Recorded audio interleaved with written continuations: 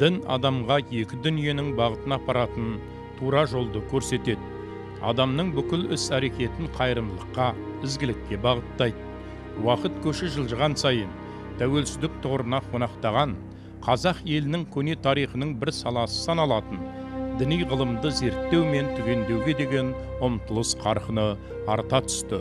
Олардың арасында құм өресіндегі сауатсыз қалың елдің санасына діни әліппенің ғаріптерін оқытып, ауыл балаларының көкірегіне білім нәрін сепкен, бүгінде есімдері ел есінде жүрген сол замананың діни абыздары да бар.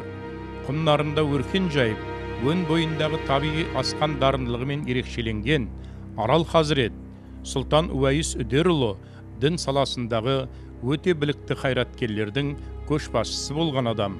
Қалың ұйқыдағы қазақ балаларының санасына саңылау түсіріп, мешіттер ашып, олардың білім мен ілімге ұмтылуына жол ашқан, Хазірет ата алдынан сауат ашқан шәкірттері кейіннен Атырау аймағындағы ислам дінінің қағидаларының қанат жаюы жолында үлкен белсенділіктермен көзге түсті.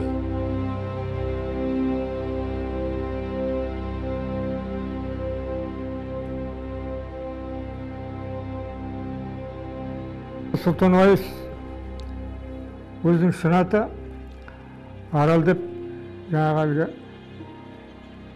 жердің аты Жанбай, сосын тағы соның қасында бір сол жерден Аралға мешіт салдырып, 5 баласыменен, інілеріменен түгелдей сөйлеуге көшіп барып, жоғарыдан указание бірдеңе болған болар. Сосын мешіт салдырып, Аралға сол жердегі барлық қазақ балаларын оқытқан. Бұл оқытқанда тек қана діни оқыту емес, ағарту мәселесіменен көбірек айналысқан. Сосын бұл кісі менің естуімше, жұрттың айтуынша, қарттардың ең жоғарғы Мәкуби оқу орнын бітірген. Бұл кісіден артық оқу бітірген ешкім жоқ дейді айтыстары. Бұлардың мына елге көшіп келгесін, 5 жағына барлығын оқып бітіргесін рұқсат сұрап, бұл кісіліге өте риза болып, жаңағы Сұлтан Уәйіс демей, елге көшерде жаңағы Аралда салдырған мешіт болғасын атын Арал деп, сол Арал болып кеткен. Енді біреулер Арал емес, Сұлтан Уәйіс деп, оған ол дұрыс емес, шын аты Сұлтан Уәйіс, Арал деп соңынан қойған аты. Енді сол тергендерімнің ішінен анализ жасап қарағанымда, Аралдың туған жылы 1785 пен 1795 аралығында.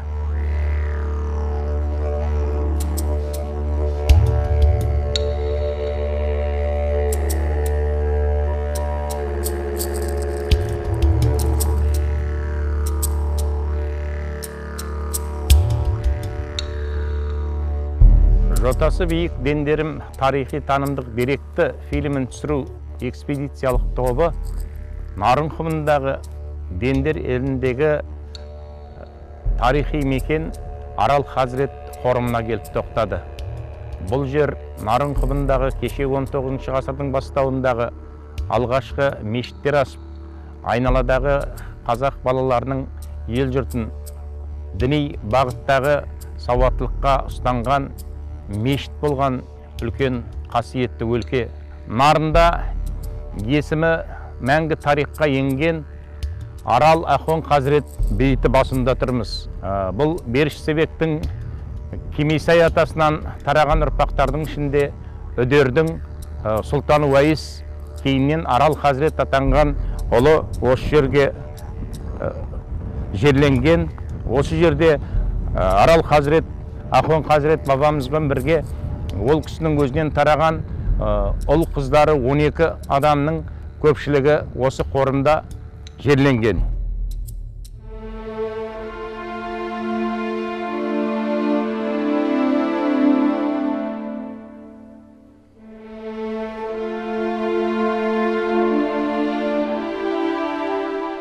Алланың назары түскен қасиетті ата, Орыс империясы қарауындағы іскерлі Тамақ қаласында сауаттанған соң, өзінің алдына жер-жерден мешіт үйлерін ашып, балаларды оқытуды мақсат етіп қояды.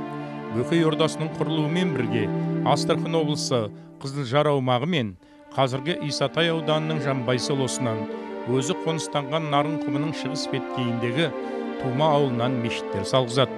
Солардың ішіндегі Нарынқұмындағы Тума мешіті мен оның жанынан ашылған медресеге Бөкей хандығына қарайтын Толыбай, Тума, Орпа, Айбас, Тұщықұдық, Бегайдар, Қаңбақты, тағы басқа ауылдардың балалары сауат ашуға тартылады. Хазіреттің өз ұрпақтары белгілі діндар қажылар Құбайдолла, Қисметолла, Қабдырахман, Қалидолла, Хамидолла, Ғадылхан, Нұғыман, тағы басқалары ауыл балаларына дәріс береді. Сол киелі білім ұясынан дәріс алған Дәрісқали Иманғалиұлы, Дәулетияр Медетұлы, Ізмұхамбет Ідрісұлы, Абдырахман Нұртазин, Әжен Батырбекұлы, Абай Зарыпов, тағы басқалары аймағымызда аттары қасиетпен аталатын діни тұлғалар болып өнегелі өмір кешті. Аналарындағы қасиетті Сұлтан Уайс бабамыздың Арал Хазіреттің тарихқа енген қасиетті мешітінің орны осы жерде кешегі 19 ғасырдың бастауында алғашқы мешіттің үйі ашылып, осы жерде көптеген нарынның барлық елдерінен адамдар келіп, өздерінің баласын осы жерде діни сауаттандырған, Құран аяттарына жаттықтырған. Сондай-ақ кейінгі жылдары ғасырдың аяғына қарай осы жерден қосымша медреселер ашылып, жаңағы Арал Хазіреттің ұрпақтары Қисметолла, Ғұбайдолла, Қабдырахман, Нұғымандар мешітте балаларға сабақ берумен бірге, сондай-ақ оларды ағарту саласындағы басқа тілдерге үйретуде де үлкен қызмет жасаған. Міне қасиетті осы мешіт орны әлі күнге шейін өзінің өңін жоғалтпай 2 ғасыр өтсе де біздің жас ұрпаққа жетіп отырған мәдени жәдігерлеріміздің бірі ретінде сақтаулы келеді.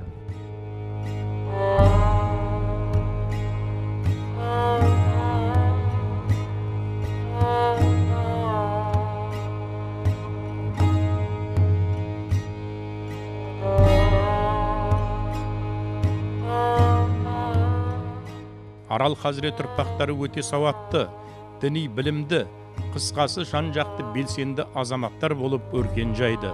Ұлдары Ғабдырахман мен Ғұбайдолла қажылыққа 4 рет, Қисметолла Ахун Хазірет бірнеше мәрте, Қалидолласы 2 рет, тіпті Теке қаласындағы сауданың көрігін қыздырған Ноғай Уағап байдың қызы бұл әулеттің келіні Фатима ханым да 2 рет қасиетті Меккеге сапар жасағаны тарихи деректер көзіне енгізілген.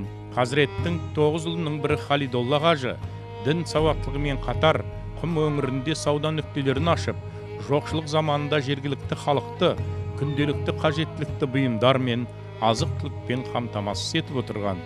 Ұзақ айлар бойы алыстағы қалаларға сапар шегіп, қала саудагерлеріне мал айдап апарып беріп, орнына айырбасқа елге тауар әкелуді дағдыға айналдырған Халидолла жүрегінің ақ ниеттілігін танытып, жағдайы төмен шаңырақтарға қайырымдылық қолын созуды да әдетке айналдырыпты. Киелі әулеттің ұрпақтары Нарын даласында 4 түлік мал өсірумен де шұғылданған. 1913 жылы Романовтар әулетінің 2 жылдық мерекесіне орай Теке, қазіргі Орал жәрмеңкесіне бұл әулеттен 1000 басқа дейін ірі қара мал апарылған туралы мәліметтер мұрағат деректерінде келтірілген. Қалидолла қажы жоғарыдағыдай іскерліктер үшін губерния басшыларының шешімімен 2-ші дәрежелі Гиди көпес марапатын иеленген санаулы адамдардың бірі. Алланың нұры түскен қасиетті Арал бабамыздың артынан еріп, әке көрген Оңжонар деген қазақтың қасиетті сөзіне сай лайықты ғұмыр кешкен әкенің діни қайраткерлік жолын жалғастырған ұрпағының бірі Ғұбайдолла Хазірет. Ғұбайдолла да Башқұрт еліндегі Уфадан жоғарғы білімді діни оқу білімін алғаннан кейін Нарын еліне, туған осы Тума еліне оралып, мешітте қызмет жасап, әкенің салған сара жолын жалғастырған, бірнеше рет Мекке Мәдинаға барған, жүрегі таза, имандылықты жақтаған, осы Нарында есімі қалған қасиетті бабаларымыздың бірі. Ғұбайдолла Хазірет дүниеден өткеннен кейін, оның мешітін ұлы Қабдырахман, одан кейін Ғабдылбек ұлдары ұстаған. Осы әулеттегі бабалардың артынан елген Арал Хазіреттің кейінгі жас ұрпақтарының бірі Ғұбайдолла әулетінің өмірінің жалғасы. Нұғман жас кезінде 10 жасынан бастап әке бабаларының тілегімен Арабия елінде білім алған. Осы Нарынқұмнан барып, алыстағы Араб елінен діни тереңділіктегі білім алған адамдардың бірі. Кейіннен бірнеше рет қажылыққа барған. Сондай-ақ Нұғман қажы елде діни қайраткерлік, елге ислам дінін таратумен қатар осы елдегі үлкен емші болып, халықтың емшісіне айналып, халықтың денінің саулығы, амандығына қызмет жасаған белгілі діндар тұлғалардың бірі.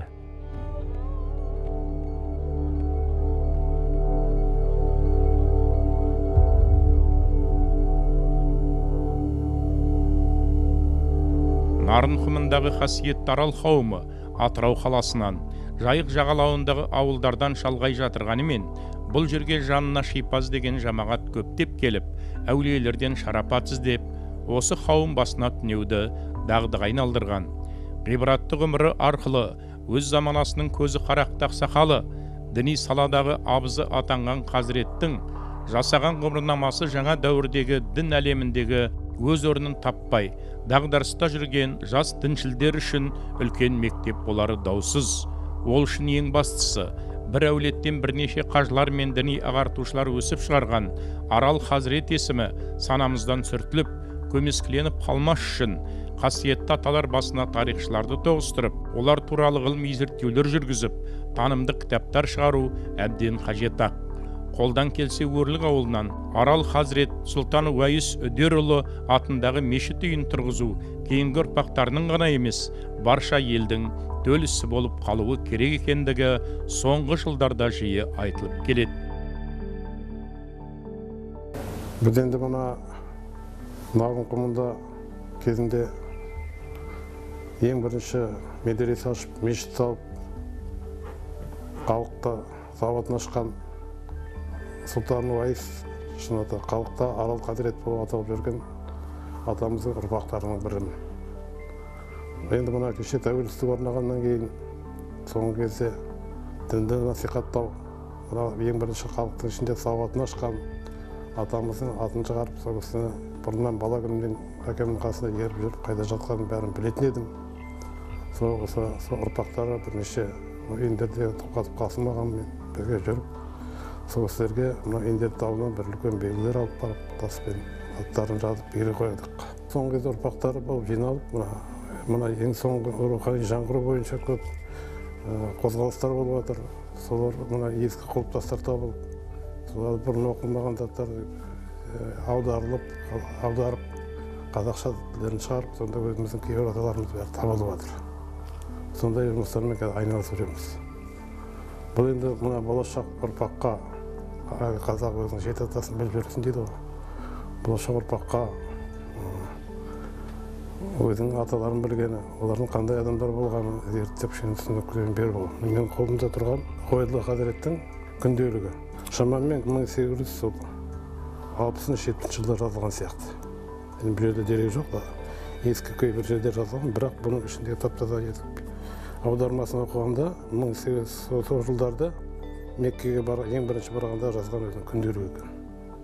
29 бет тас басқандай қылып жазған, барлығында айтқанда әлгі командировка барған адам аванс бар жүрсе солай жазған. Қай жерде қалай болған, кімге зиярат жасаған, қалай қанша төлегенін ұрпақтар болып жиналып үлкен белгі қойдық басына. Енді ол кісінің еңбегі осы елге сіңген сол жердегі бүкіл халыққа үлкен деп ойлаймыз. Сол сияқты мынаға енді оған әрине жұмыстанамыз. Қолымызда көп деректер жоқ, бірақ та енді халық біледі, аңыз қылып айтып отырады. Басына халық шалғай жатса жерде болса да, құмның ішіне соған баруға тырысып, соның басына түнейді барып, бастарына зиярат етеді. Сондықтан оған бір осындай аталарымызға бір қолымыздан келіп жатса, ағайындар жиналамыз, бірақ та бүкіл Өрлікте біздің осыған жерлер көп, сол жерге бір мешіт салынса деген ойымыз бар.